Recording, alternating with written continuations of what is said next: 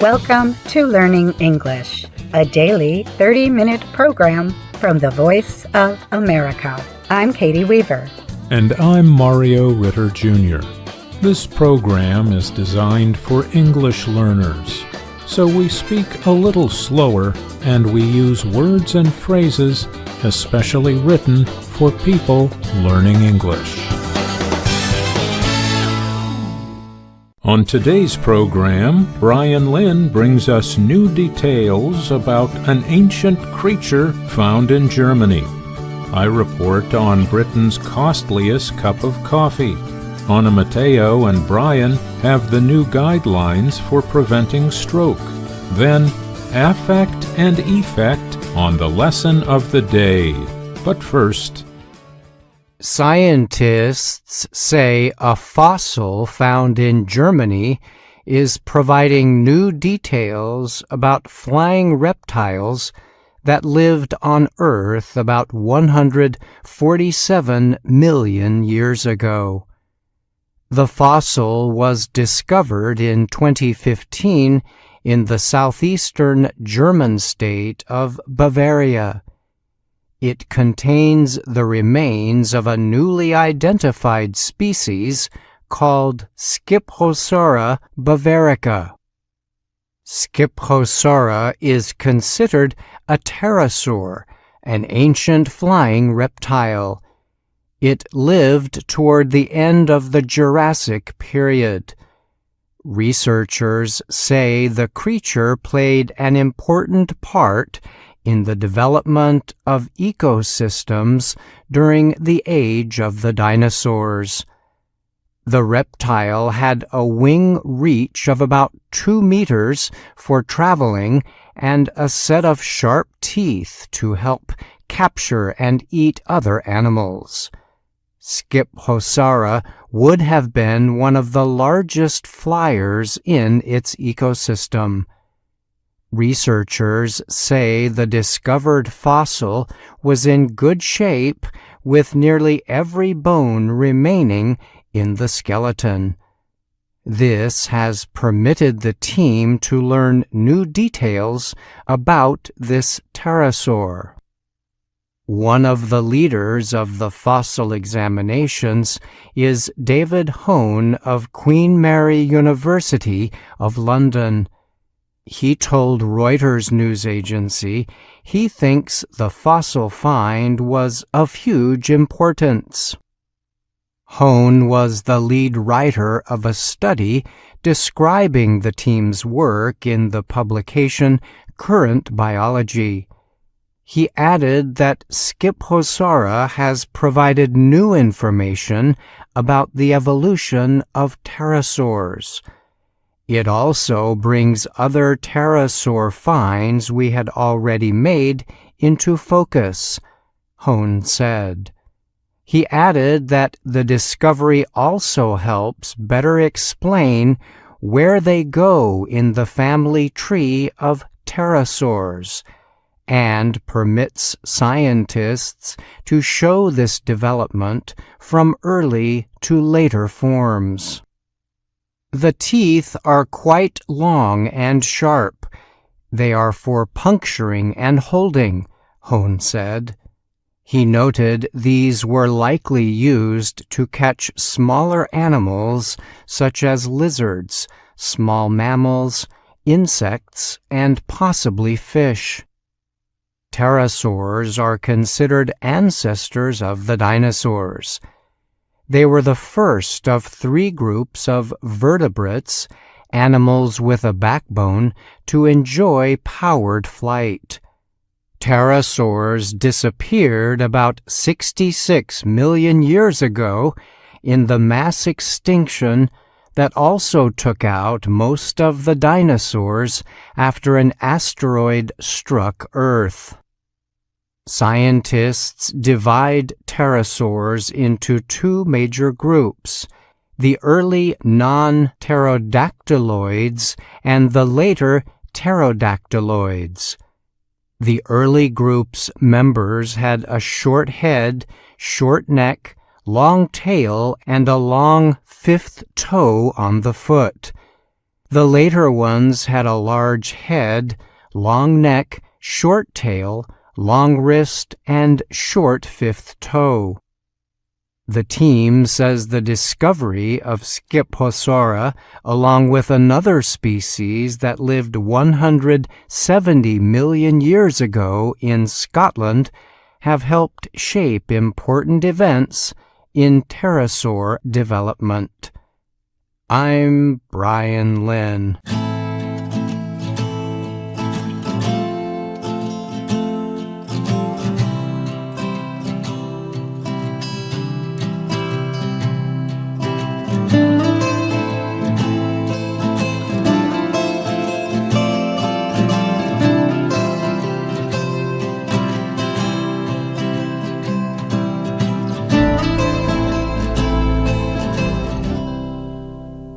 A Scottish dairy, or milk cow farm, is offering what it calls Britain's costliest coffee, 1 cup for $344. It is a huge price for a little cup of coffee, but the man selling it offers a deal sweetener, a share of a dairy farm. For that price, they also receive 34 shares in Mossgiel Organic Dairy. The company offers the deal in a crowdfunding campaign it opened. It hopes to raise enough money to enlarge its sustainable operation and produce more milk. Investors who buy 34 shares get a certificate for a special coffee drink called a flat white. Holders can present their certificate and get their flat white at one of 13 coffee shops in Scotland that use the dairy's milk. The dairy's owner, Bryce Cunningham, notes his coffee costs 80 times the usual price. We know it sounds crazy, but when you break it down, it's a pretty good deal. How much is the future of farming worth? He asked. The price tops the $320 for a flat white at Shot London, a coffee bar in the wealthy Mayfair and Marylebone neighborhoods. That flat white was made with rare coffee beans from Okinawa, Japan. The Telegraph newspaper reported in April that it was the most costly coffee in Britain. Cunningham is seeking about $375,000 from small investors in order to secure a much larger bank loan. He had already raised more than a third of his goal when he offered the flat white farm shares deal. The loan he is seeking is worth more than $1.1 million. He says that financing will help him double operations and expand out of Scotland all the way to London.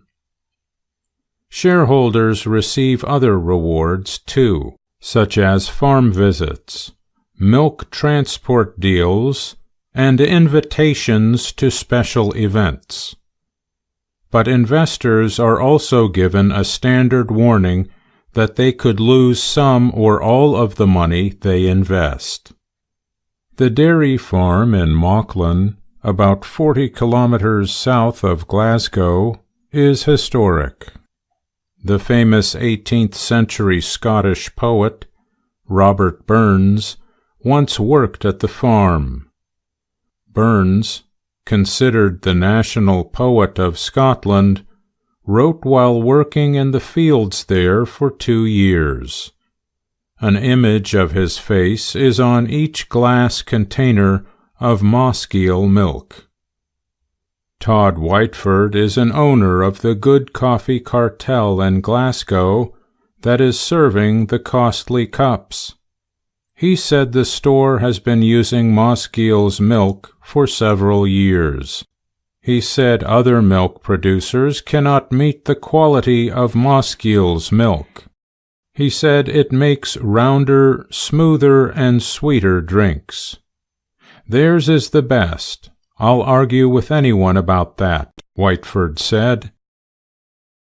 I'm Mario Ritter, Jr.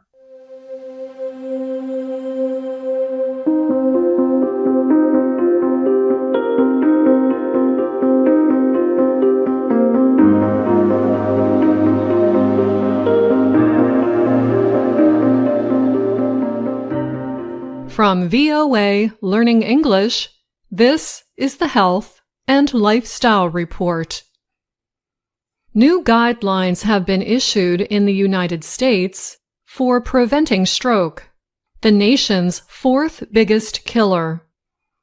The U.S. Centers for Disease Control and Prevention, or CDC, says that in 2023, stroke was the fourth leading cause of death in the United States. An estimated 500,000 people suffer strokes in the U.S. each year.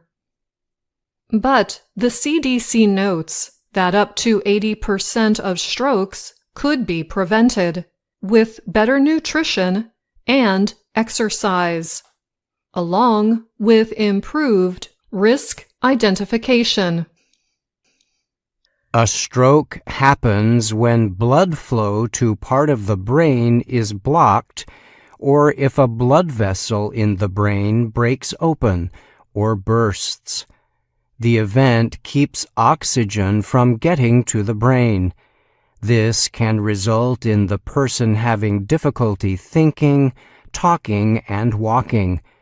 In some cases, a stroke can even cause death. Stroke is a major health problem across the world.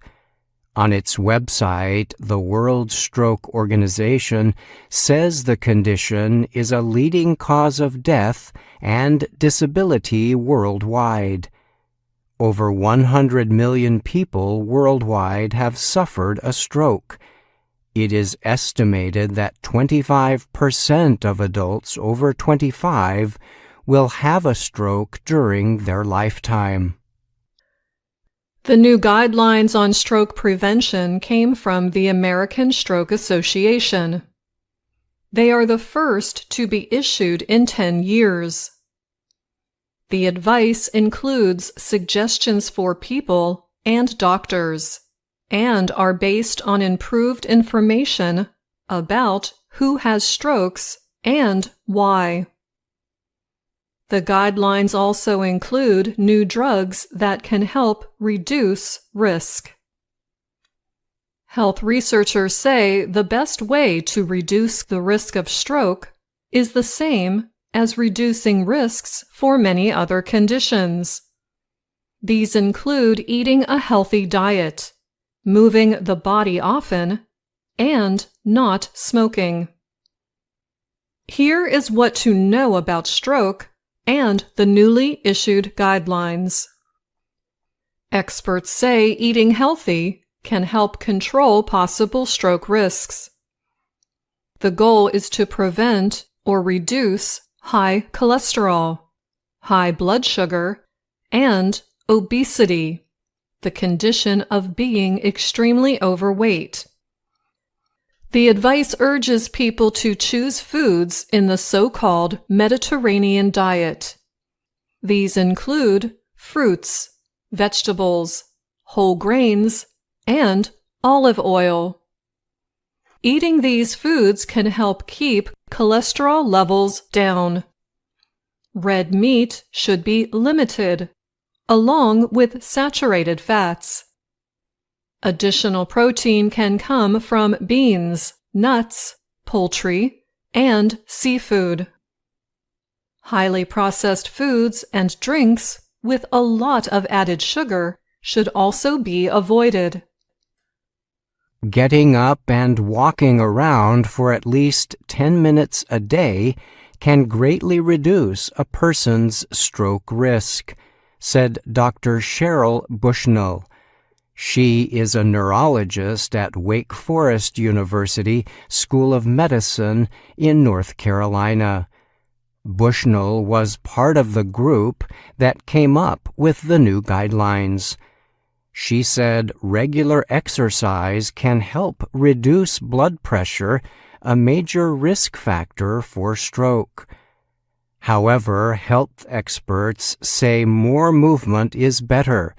The Stroke Association suggests at least 150 minutes of moderate aerobic or 75 minutes of vigorous exercise activity every week. Such exercise could include going to the gym, taking a walk, or running.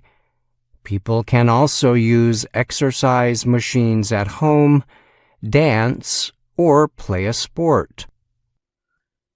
The guidelines include a new group of drugs that have been proven to help people lose weight. The drugs, designed for people with obesity or diabetes, had not been approved when past guidelines were issued. But the advice now suggests doctors consider these drugs for patients at risk for stroke. These include versions sold under the names Ozempic, Wegovy, Mounjaro, and Zepbound. The new guidelines also help doctors identify people who might be at higher risk for stroke. For the first time, the advice suggests doctors screen patients for other risk factors. They could include gender or non-medical factors such as economic issues or the availability of quality health care. The new guidelines also suggest that doctors screen for conditions that may increase a woman's risk for stroke. These could include high blood pressure during pregnancy or early menopause. 3 of the most common stroke signs include face weakness, arm weakness, and difficulty speaking. Also, time is important when a person suffers a stroke. Brain damage can happen quickly, but it can be limited if a stroke is treated quickly. Stroke experts have created an acronym to help people remember. FAST. F for face, A for arm, S for speech, and T for time. If you think you or a loved one may be having a stroke, call the emergency response number in your area immediately. And that's the Health and Lifestyle Report. I'm Anna Mateo. And I'm Brian Lynn. VOA Learning English has launched a new program for children. It is called Let's Learn English with Anna. The new course aims to teach children American English through asking and answering questions and experiencing fun situations. For more information, visit our website, learningenglish.voanews.com.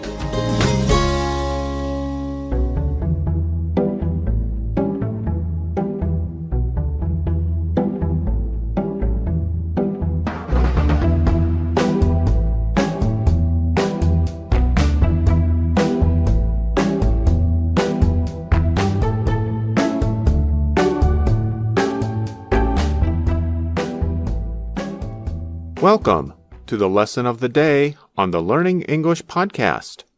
My name is Andrew Smith. And my name is Jill Robbins. Thanks for joining us. Today's lesson will help you learn more about the English you hear in our video series, Let's Learn English. The series shows Anna Mateo in her work and life in Washington, D.C. Here's Anna introducing herself. Hello, my name is Anna Mateo. Today's lesson talks about a special weather event, a blizzard. And Our lesson will show how we use both the past perfect and the present perfect tenses when we talk about events. Andrew, have you ever been in a blizzard? I have, but it was a very long time ago. And I think we should explain what the word blizzard means. Okay. A blizzard is a very strong snowstorm with a very strong wind.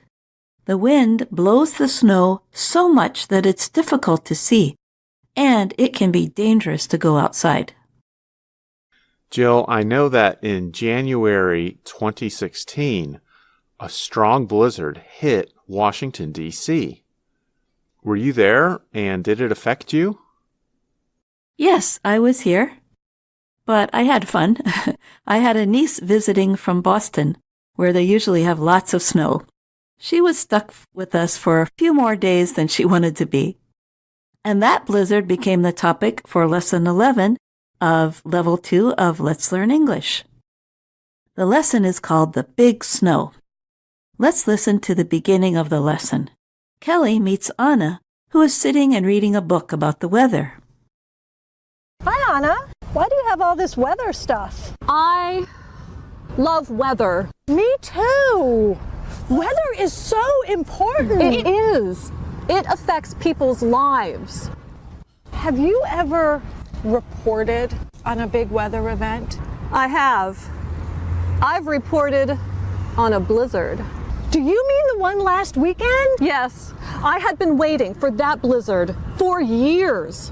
When it came, I was ready. Many people like Anna get very excited about big weather events, such as blizzards. Anna also said that weather affects people's lives. And you might have noticed that I also asked Jill if the blizzard had affected her. Were you there, and did it affect you? Let's talk about this verb, affect. It is spelled A-F-F-E-C-T. But even native speakers sometimes confuse this word with the noun, effect. That word is spelled E-F-F-E-C-T. The confusion happens because we often pronounce the two words the same way. When we are speaking quickly, the first vowel of the noun, effect, is reduced to the quick sound, affect, which is the same sound as the verb. Andrew, that's our old friend, the schwa. Yes, it is. It makes so much trouble for English learners. To affect is to create a change or make someone feel a certain way. And the noun, the effect, is the result of something. How did the blizzard affect Anna? And what were the effects of the blizzard on Washington, D.C.? We're going to find out. But first, listen to Anna and Kelly again. And this time, listen for the present perfect and past perfect continuous tenses. Have you ever reported on a big weather event? I have. I've reported on a blizzard. Do you mean the one last weekend? Yes, I had been waiting for that blizzard for years. When it came, I was ready. Kelly and Anna use the present perfect when they say, Have you ever reported on a big weather event? I have. I've reported on a blizzard. Anna uses the past perfect continuous when she says, I had been waiting for that blizzard for years. We use the present perfect tense to talk about an action in the past that is important in the present. And what about the past perfect? When one event in the past happens before another event in the past, we can use the past perfect tense to make this clear. We use the auxiliary verb had plus the past participle to show what happened first. Before Anna reported on the blizzard, she had been waiting for a long time. Because waiting takes place over a period of time, we use the past participle been plus the ing form of the verb. This is called the past perfect continuous. Now let's listen to more of the story about the blizzard. Anna got her friend Pete to help her do the news report on the blizzard. To do the report, they had to work on the weekend, and Anna brought supplies to help them. Why am I here on a Saturday? Why are you carrying things? Why? Pete, these are my supplies. Food, a blanket, warm clothing. Where are your supplies? Pete. This could be the blizzard of the century. It'll be fine. Pete brought almost no supplies with him. He didn't think the blizzard would have a big effect. He was wrong. Let's listen to some of the effects of the blizzard and how it affected Anna and Pete. Anna continues to tell the story to Kelly. And be sure to listen for the present perfect and past perfect tenses. The big snow broke all kinds of records, didn't it? Yes, it did. And every time a record was broken, we celebrated.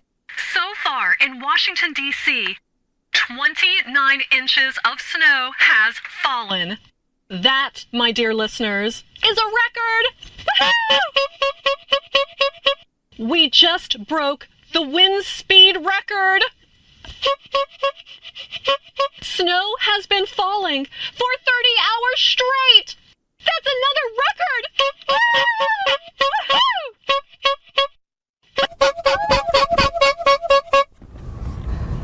By Saturday night, stores and restaurants had closed. Did you bring enough food? I thought I had brought enough food, but I ran out. Hey, Pete, where's my bag of popcorn? Maybe you ate it already? No, I didn't. I haven't seen it. We had reported together for 48 hours straight. Wow. That must have been a great team building exercise for you and Pete. Yeah, you could say that. At the end, Pete has eaten all of Anna's popcorn. Anna gets mad, and in the video, they start to fight. So that's one way the blizzard affected them. And did you hear the other effects of the storm? The storm broke all kinds of records. To break a record means to surpass, and that's spelled S-U-R-P-A-S-S, or go beyond what had ever been done before. For example, in 2009, Usain Bolt ran the 100-meter race in 9.58 seconds. That broke the world record and is the fastest any person has ever run that distance. And the blizzard in D.C. broke records for the most snow that has ever fallen in D.C. 29 inches, which is almost 74 centimeters. And it broke the record for the longest amount of time snow has ever fallen in D.C., about 30 hours. I remember I had a stick in my backyard to measure the snow that time. Those are still records for D.C., so we say the storm broke the record for the most snow that has ever fallen. We use the present perfect tense because we are connecting that past event to a record that still stands. When we say a record still stands, we mean the record has never been broken. Blizzards do affect a lot of things, especially in a city like Washington, D.C., which rarely gets them. And even a little bit of snow can affect Washington, D.C. a lot.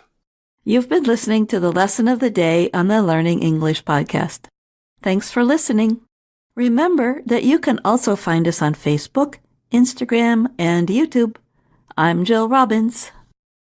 And I'm Andrew Smith.